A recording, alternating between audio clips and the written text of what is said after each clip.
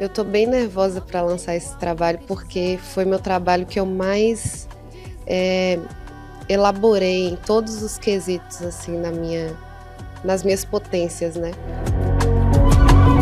Quando eu tô na minha cama, altas horas do dia, eu me pego pensando, seu corpo, meu guia. Quando eu tô na minha cama.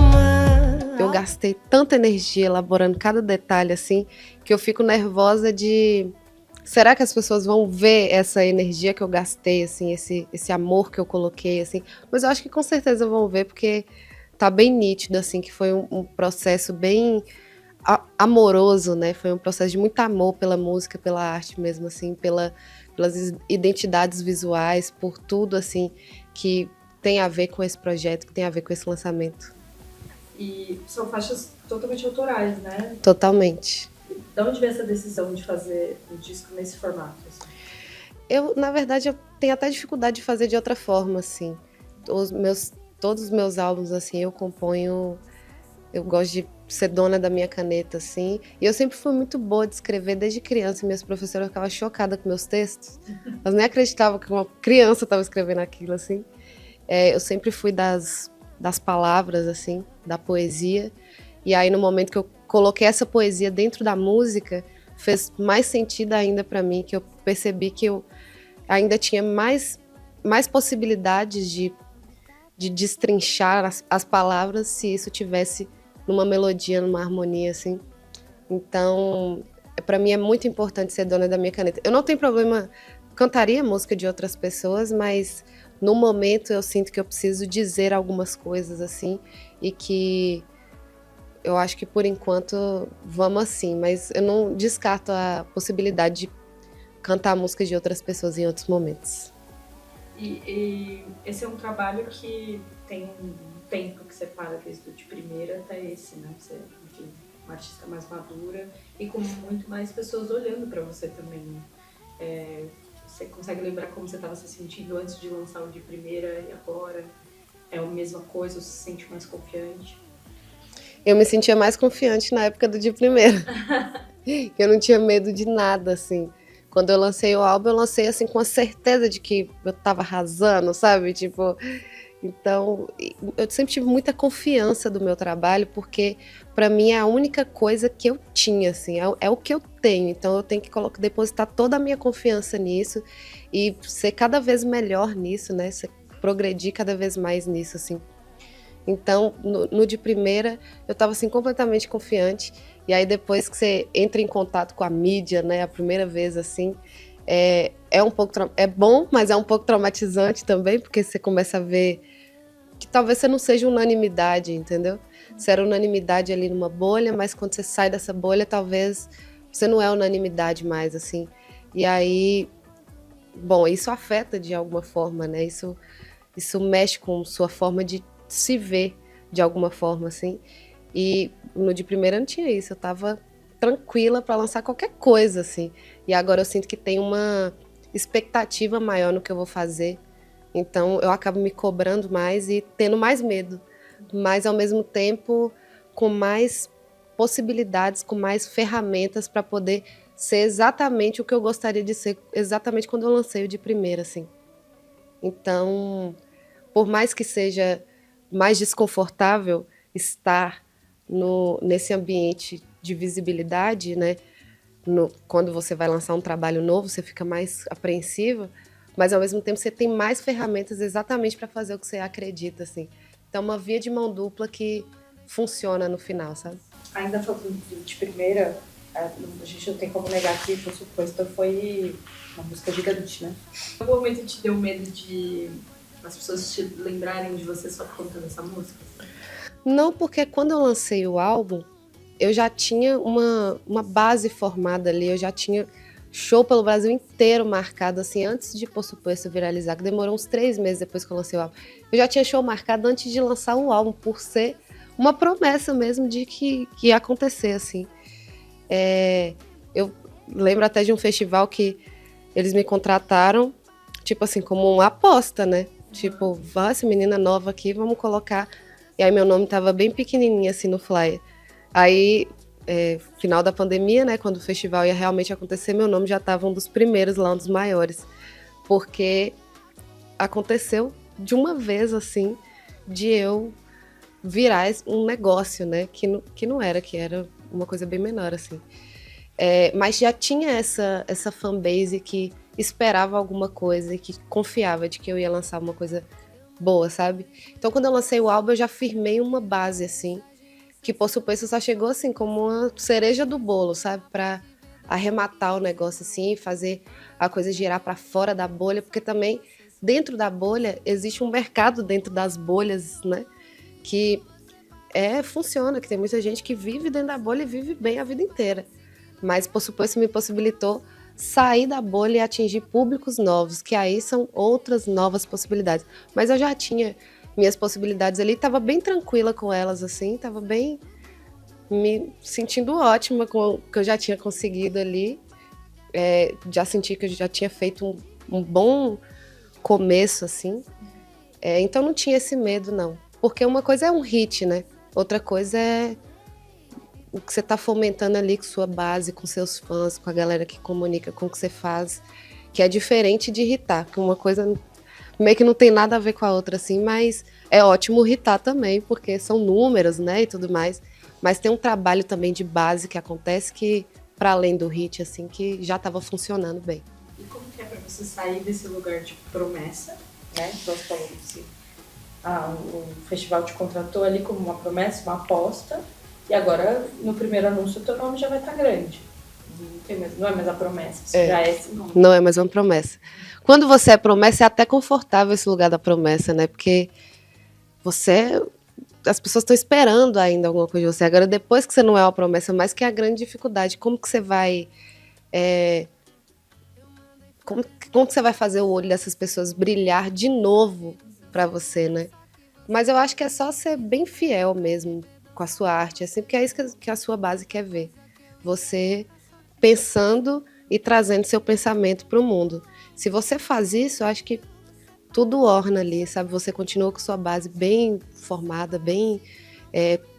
uma base que confia em você, né? Que sabe que você vai entregar coisas íntimas, coisas bem importantes para você, assim, e que vai gerir a cabeça de um tanto de gente, assim, às vezes uma frasezinha que você escreveu que você não dá nada para aquilo, vai fazer a vida de uma pessoa mudar, assim, e isso é o mais importante.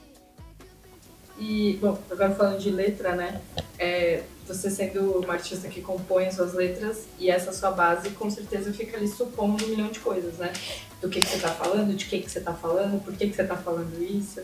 Como que é essa relação, assim? Porque agora, antes era uma base de um tamanho, agora é uma base de um tamanho muito maior, né? Agora tem mais gente para ficar de olho, né? Antes eu fazia música pro povo, ninguém sabia quem era o povo. Agora já tem uma chance de saber quem é o povo, né? Sim. Mas é bom, né? Você fica vendo essas teorias, assim? Teoria não vejo tanto, não. Eu não vejo tanto, não. Eu vejo alguma coisa ou outra, assim. Mas é legal demais também o povo ficar pensando e tentando destrinchar ali o que você fez, tentando entender o porquê que você fez aquilo. Que também é uma forma da pessoa se identificar com você, né? Com sua história, do que você está vivendo. E, bom, vamos falar do disco agora, né? Eu vi que você está usando a palavra marinada nas suas redes como, né, essa grande mistura que é o álbum, né? A gente estava ouvindo hoje mais cedo e faz, de fato, um passeio por vários gêneros, né?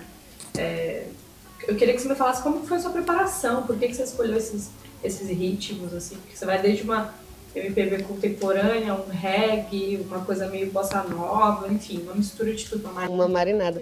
Marinada foi uma turnê que a gente está preparando agora, que a gente vai fazer no verão, porque eu senti a necessidade de ter um projeto específico para o verão, porque o verão brasileiro é bem específico, né? A gente vive um carnaval de um jeito muito intenso, é muito importante para a nossa identidade.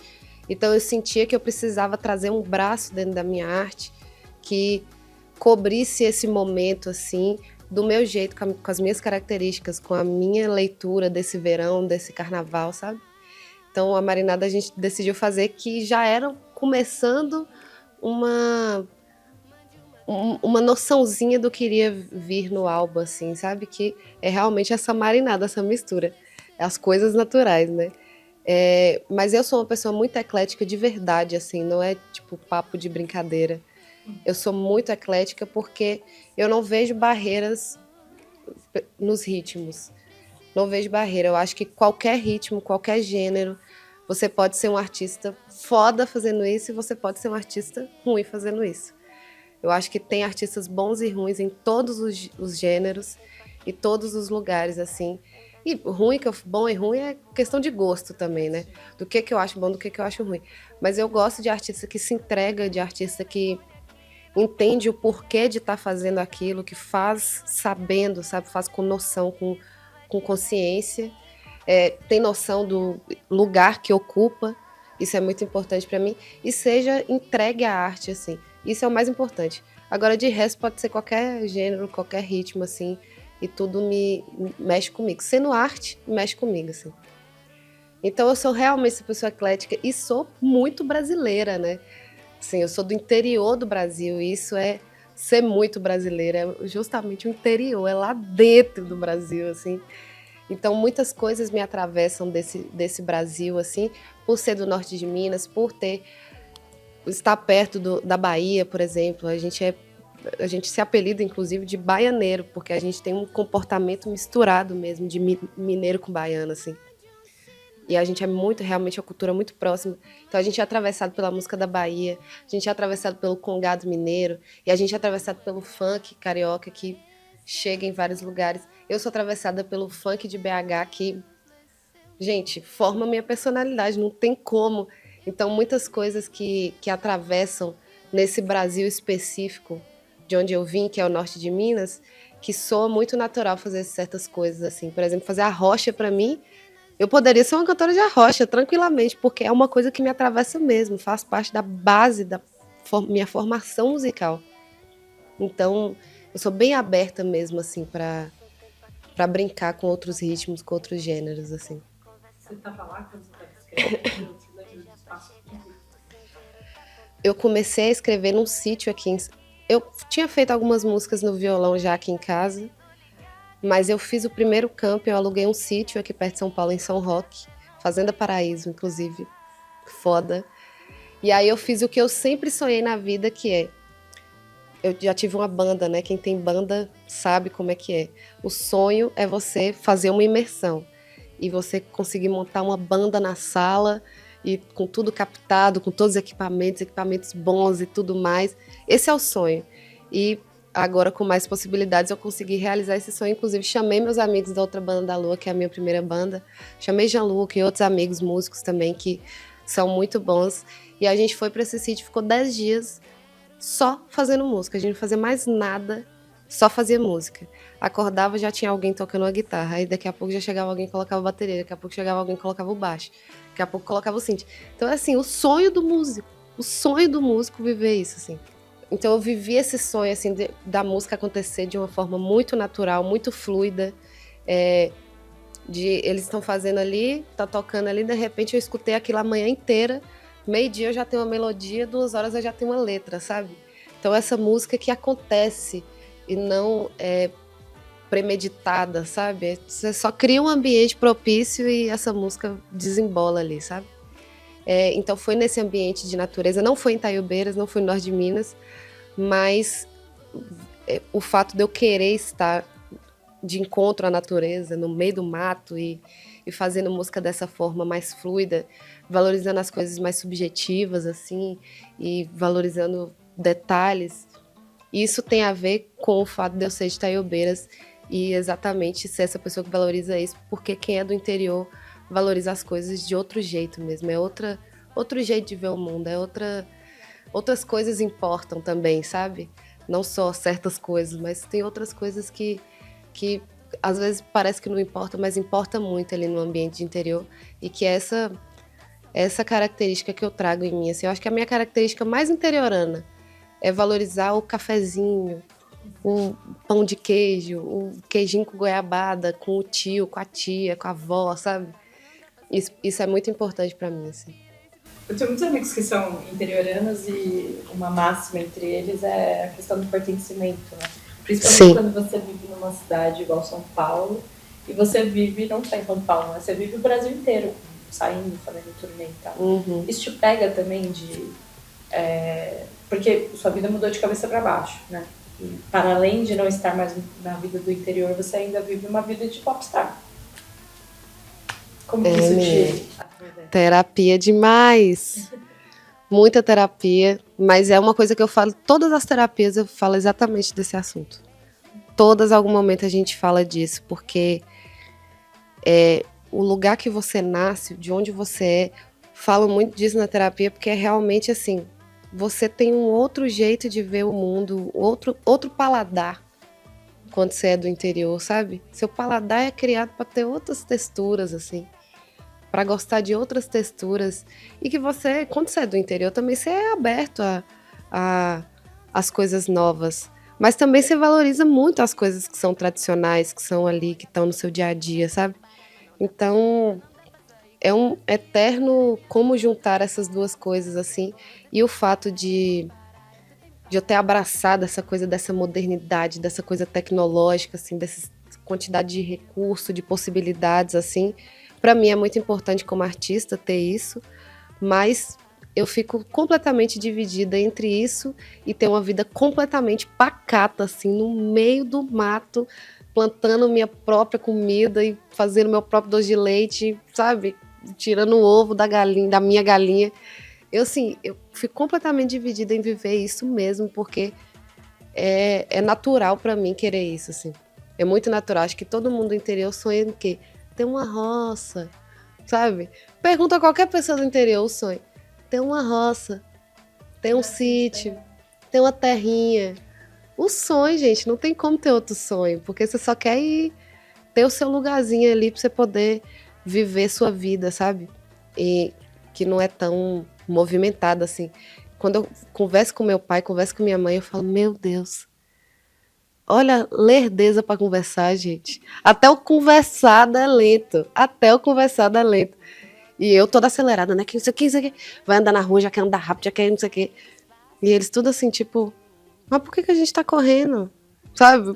Não vê sentido. Aqui o tempo passa rápido pra caralho. Aqui agora o dia já tá acabando, gente. O dia mal começou. Eu não vivi nada, basicamente, o dia já tá acabando. Lá em Taiobeiras, o dia... Chega meio-dia, você fala, meu Deus, é meio-dia ainda.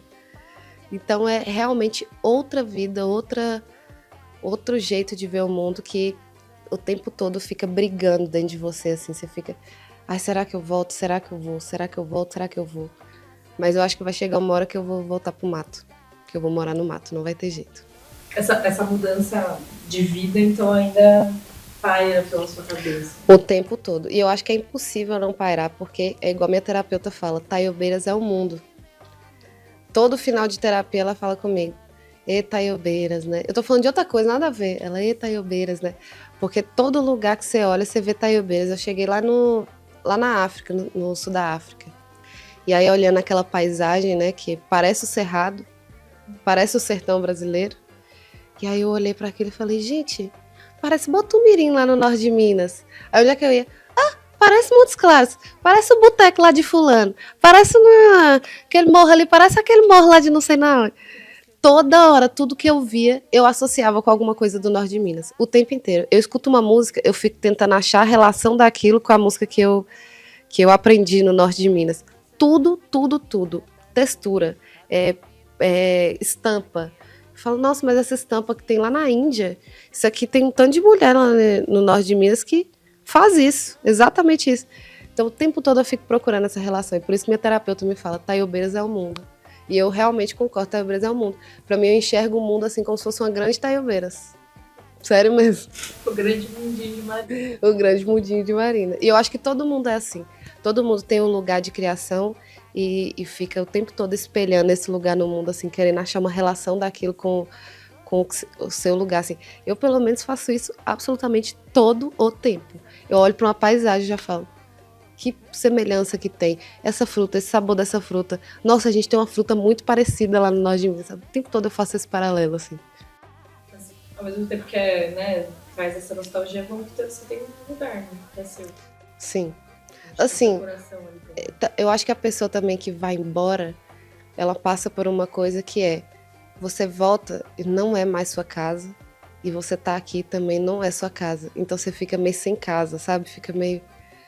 Onde é que é a minha casa? Porque você chega lá, também você acostumou com outra coisa aqui. Você acostumou com um movimento, outras possibilidades.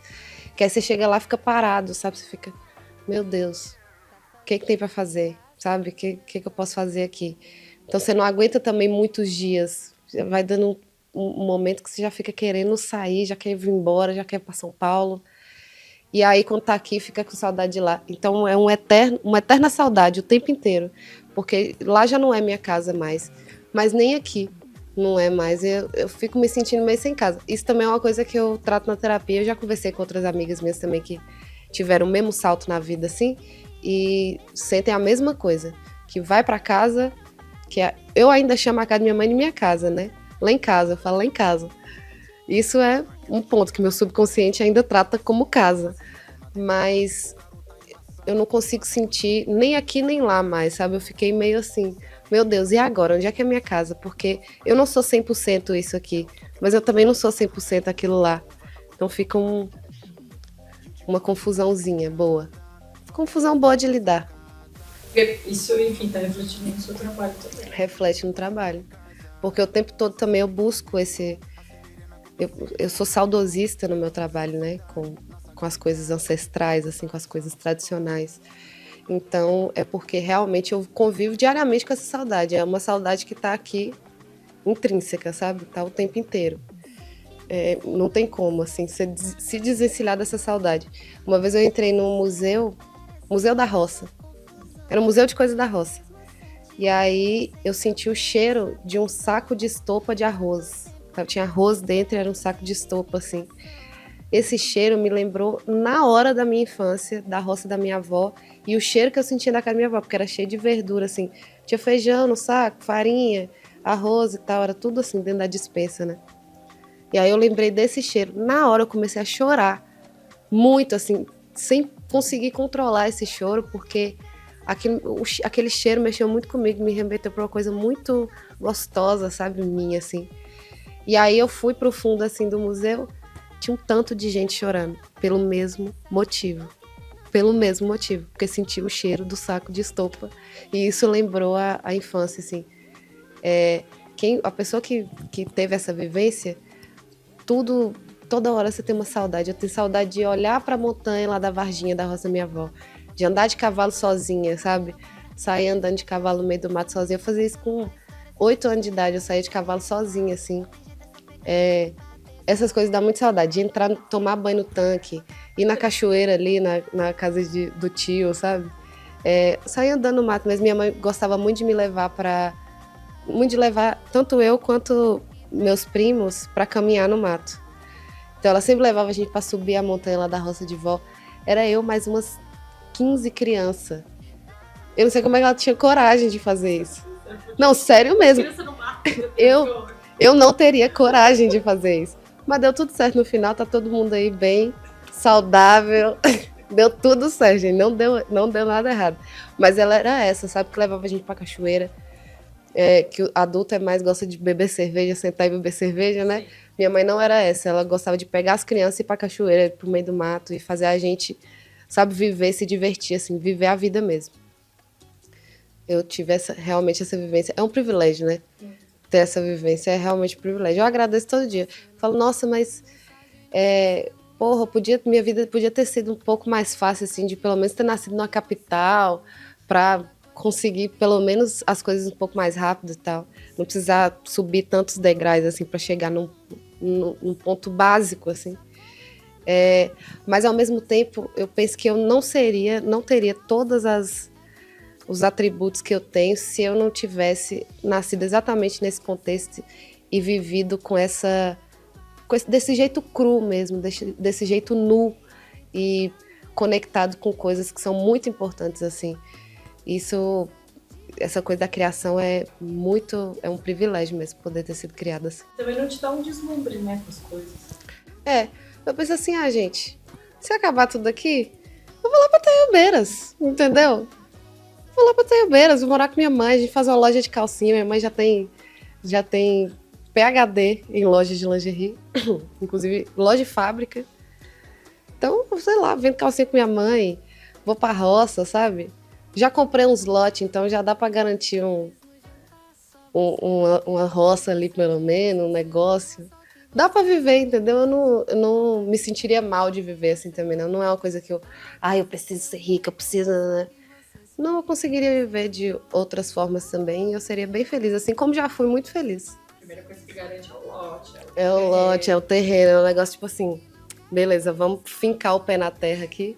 Antes de ter uma bolsa de milhões. Exatamente. Primeiro compra o lote. Exatamente, já garante o pezinho de meia ali. Também tem colaborações, né? Que é um terreno novo para você também nos seus álbuns, né? Como que foi essa seleção para trazer pro disco, enfim? Então, não teve um raciocínio assim, muito grande por trás de marketing nem nada, porque eu sinto que quando o assunto é álbum, você tem que ser sincero, você tem que fazer arte, assim, você tem que pensar no que você quer, a mensagem que você quer passar, muito mais do que outras coisas assim. Gaia e Nene, Gaia é italiana e brasileira, ela também é fluente em português, tem família brasileira, conhece música brasileira assim muito, ela tem uma raiz na música brasileira muito forte, assim. Eu acho que esse é um dos grandes diferenciais dela lá, inclusive ela tá fazendo bastante sucesso na Itália e na Europa. Eu acho que isso... Desculpa, fiquei surpresa quando ela era italiana, porque portuguesa... Ela é brasileira também, entendeu? Ela é realmente metade italiana, metade brasileira. E ela tá fazendo bastante sucesso lá, inclusive eu acho que um dos grandes diferenciais dela é ter esse pé na música popular brasileira muito forte, assim, ela conhece música brasileira muito, muito mesmo, então isso faz ela ter outro nível de entrega ali na música europeia, né, que é a música que ela faz, mas que tem muita referência da música brasileira, assim, que é bem legal, e ela tem uma coisa latina também, mesmo estando lá, mesmo sendo meio italiana, mas ela tem uma energia latina, assim. Então é muito, a figura dela é muito legal, assim, e ela é uma super cantora, super compositora também. E a Gaia, que é portuguesa, eu conheci a Gaia pelo Colors. Ela fez um Colors que eu fiquei apaixonada por ela, assim, e aí a gente já se seguiu no Instagram. E aí quando eu tava lá em Portugal, eu falei, nossa, ela é daqui, né? Será que eu não chamo ela pra ir pro estúdio? Aí ela super topou e Gaia tava lá na Itália. Eu falei, Gaia, tô aqui em Portugal, vou fazer um camping aqui com os produtores aqui. Vem aqui pra gente fazer uma música e tal. Ela saiu lá da Itália, descambou lá pra Portugal pra gente fazer uma música junta. E aí calhou dessa música ser de nós três, assim. E elas têm uma capacidade, assim, de composição muito foda, assim, muito rápidas. A Nene, basicamente, ela psicografou a música, foi tipo um freestyle, assim, ela fez de uma vez. E a Gaia também super rápida, e eu também super rápida. Então foi um encontro realmente de três mentes femininas potentes, assim, no estúdio, que foi muito importante pra mim. Não só pro álbum, mas pra minha vida mesmo, porque foi realmente uma experiência muito foda, assim. E os meninos do Santa Marta, a gente já se seguia antes de eu lançar o de primeira, porque eu amava a música deles, e aí a gente começou a se seguir. E aí, eu sempre quis fazer uma música com eles, né? Fiquei aquela coisa no radar, assim, em algum momento vamos fazer uma coisa junto e tal. Eu tava sampleando o Zé Coco do Riachão, que é um artista de Brasilinha de Minas, que é lá no norte de Minas, que era instrumentista. Ele, além de ser instrumentista, também fazia os instrumentos. Então tem uma legião de pessoas que são devotas do Zé Coco do Riachão lá no norte de Minas. Ele representa bem esse sentimento do sertão de Minas Gerais, sabe? Ele é bem um representante mesmo dessa cultura e a gente é devoto dele, né? Quase um santo mesmo. Eu trato ele como se ele fosse um santo. E aí eu achei um vinil dele, tava comprando uns vinis esses dias, achei um vinil dele e falei, caralho, é um sinal, porque eu tava procurando alguma coisa assim, muito norte-mineira. Eu tava tentando lembrar alguma coisa assim, muito norte-mineira, que me impactasse muito, assim, pra eu conseguir, sei lá, samplear ou fazer alguma brincadeira com isso, assim. E aí, na hora que eu achei o vinil, eu falei, pronto, é o sinal, é o Zé Coco do Riachão. Aí a gente, enfim, tava selecionando umas músicas lá, sampleando ele. Aí fizemos um reggaeton nessa coisa toda. E aí eu comecei a cantarolar uma música do Santa Marta. Aí eu falei, quer saber, eu vou chamar os meninos do Santa Marta pra fazer essa música. Aí eu fiz minha parte, mandei pra eles, a gente ficou conversando. Eu mandando em espanhol pra ele, e eu não sei falar espanhol, era tudo no tradutor. Eu mandando em espanhol pra ele e ele mandando em português. Ele também não fala português. Era só assim, pra tentar realmente facilitar a comunicação, pra se fazer entendido, sabe? E aí foi bem legal esse processo. Assim, em uma semana a gente tinha a música, porque tava realmente a gente muito empenhado em fazer acontecer, assim. E os meninos arrasaram, mexeram na estrutura também e tudo mais. A gente também sampleou nessa mesma música o Grupo Raízes, que é de Montes Claros também, que eu já regravei música deles, que é um grupo dos anos 60, 70, por aí, que é uma grande referência pra gente lá em Montes Claros, assim, de banda que deu certo, sabe? De banda que aconteceu, e desse som psicodélico, rock and roll, mas cheio de tradição, assim, sabe? Então, é uma banda que representa muito a gente, assim, me representa muito, e aí eu senti vontade também de trazer isso nesse álbum, essa referência que eu tenho, assim, e o Grupo Raiz é incrível, acho que todo mundo tinha que ouvir mesmo. Nossa, meu sonho, inclusive, é achar o vinil do Grupo Raiz, e se alguém tiver, me dá. Essa seleção de 12, 13 músicas, 13 músicas. 13 músicas.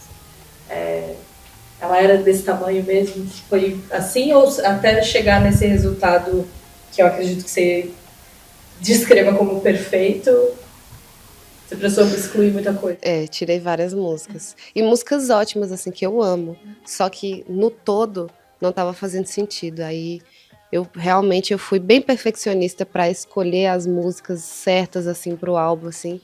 Eu tirei várias que poderiam ter entrado, que são bem boas, mas que eu queria seguir um flow, eu queria que o álbum desse para ser ouvido no todo, assim, sem cansar, sabe, em algum momento. Então eu dei bastante dinâmica para ele, assim, para ficar bem ouvível do início ao fim. Então algumas músicas caíram nesse processo, mas o que eu quero lançar elas em algum momento, porque são muito boas. Um lado B, um deluxe, talvez. É algo que já tá na sua cabeça, você já tem um show montado, você já tava imaginando isso na hora de cantar? Eu acho que é um álbum bem que cabe no show, né? Ele é bem show, mas eu acho que é porque também algumas músicas surgiram nessa coisa da banda tocando já, né? Então já traz uma outra característica pra música e já vai para outro lugar mesmo, que é muito mais ao vivo, né? Muito mais artesanal, assim, que tem a ver com essa característica de show. Então, ele realmente é um álbum que eu escuto ele inteiro e falo, o show disso vai ser muito bom, essa música no show vai ser muito boa, assim. Tem muita dinâmica, assim, isso pro show é muito importante. Eu acho que eu vou conseguir cantar ele inteiro no show, inclusive, não vou precisar ficar cortando muita música, sabe? Eu acho que só ele daria uma dinâmica boa para um show, assim. Realmente ele é um álbum bem de show.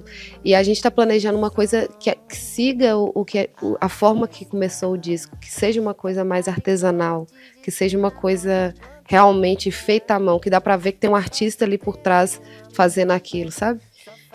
Isso é muito importante, a gente passar realmente essa sensação no show. Então tudo que a gente está pensando é muito para mostrar para o público que tem mãos fazendo aquilo ali que está acontecendo, sabe? Que não é uma inteligência artificial. Que pode ser também, mas nesse caso não vai ser.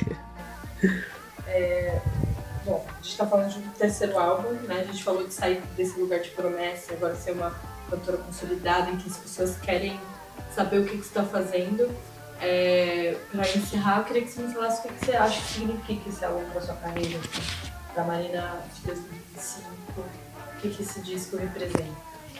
Eu acho que ele representa minha maturidade, assim, eu acho que dá pra ver que eu tô madura e que eu tô cada vez mais analisada. Eu acho que isso dá pra ver muito, assim. Eu acho que dá pra acompanhar realmente a evolução de uma coisa que já era, assim. Não uma coisa que eu me tornei, mas uma coisa que eu me especializei cada vez mais em mim mesma, assim, nas minhas funções, na minha profissão, nas minhas possibilidades, assim. Eu acho que esse álbum continua essa história, sabe? Eu acho que não vai para um caminho que destoa do que as pessoas já esperariam que eu fizesse, assim, só que com mais qualidade, com mais recursos, com mais possibilidades e com mais noção do que eu quero, do que eu realmente quero fazer, da mensagem que eu realmente quero passar, da textura que eu quero realmente passar. Não que eu não soubesse isso, não que eu não tinha uma textura ou não soubesse dizer o que eu queria, mas eu sinto que cada vez mais eu fico mais específica naquele sentimento que tá dentro de mim, assim, e conseguir passar a minha imaginação para a materialidade, sabe? Visitar a si mesma, as suas possibilidades. Você canta, então como que você vai cantar do melhor jeito, né? Como que você vai evoluir nisso que você tá fazendo e realmente chegar no ponto onde tem que ser, assim. Eu acho que nunca chega a vida inteira, é um eterno estudo, assim. Voz, principalmente, você estuda pra vida inteira, nunca acaba, é infinito. E tudo, né? Tudo é infinito, basicamente. Se você... O infinito tá exatamente quando você foca na coisa. Se você foca na coisa, a coisa fica infinita, assim. Então eu peguei todas essas possibilidades de infinitos que tem dentro de mim, assim, todas essas possibilidades de infinito que eu tenho e trabalhei nelas, assim, até chegar no infinito. Vai chegar e já caí no mar.